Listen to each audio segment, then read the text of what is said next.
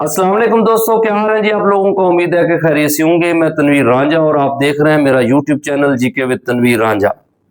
आप सब दोस्तों को बताना है कि इलेक्शन कमीशन के अंदर ना जी, असिस्टेंट इलेक्शन कमिश्नर 17 ग्रेड की सीट्स आ गई हैं 27। एक बड़ी चार्मिंग जॉब है जी, और है भी 17 ग्रेड है जी। तो जो इसमें क्वालिफिकेशन आपने याद रखिएगा कि MA MSc सेकंड डिवीजन है, बीए ऑनर्स जो है या बीएससी ऑनर्स है, उसके साथ BCom honours second division, LLB 5 year second division, LLB 3 year का वो भी सेकंड डिवीजन है जी। अब याद रखिएगा इसमें ना उन्होंने एक्सपीरियंस मांगा हुआ है जी कि with 2 year service experience in any government organisation है जी, यानी 2 साल का एक्सपीरियंस है आपने किसी गवर्नमेंट ऑर्गेनाइजेशन में किया हुआ है तो फिर है जी। बीए बीएससी सेकंड डिवीजन जो है with 2 year experience in any government organisation है जी। इसकी एज याद रखिएगा 30 ईयर है जी, और 5 ईयर एज रिलैक्सेशन है जी over and above the prescribe age, यानी आपके 30 साल है तो 5 साल की रिलैक्सेशन मिलेगी, 35 साल हो जाएगी।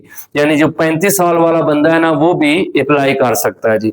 और ये जनरल रिलैक्सेशन है, यानी कोई स्पेसिफिक नहीं है, जॉब होल्डर नहीं है, जनरल हर बंदे को 35 साल तक के लिए मिलेगी जी।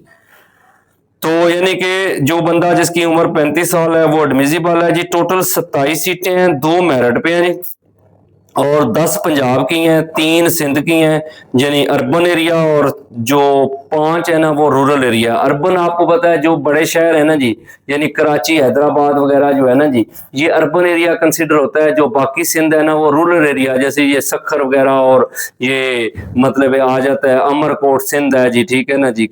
उसके साथ ये मतलब है कि ठट्ठा वगैरह के जो यानी कि गांव वाले एरियाज है ना जी, उसको मतलब है कि रूरल एरिया बोलते हैं, तो उनकी सीटें ज्यादा होती हैं जी। केपी में आपने याद रखेगा 5 सीटें हैं जी, और फाटा को 1 दे दी गई है, और आजाद एंड जम्मू कश्मीर को भी 1 दी गई है जी।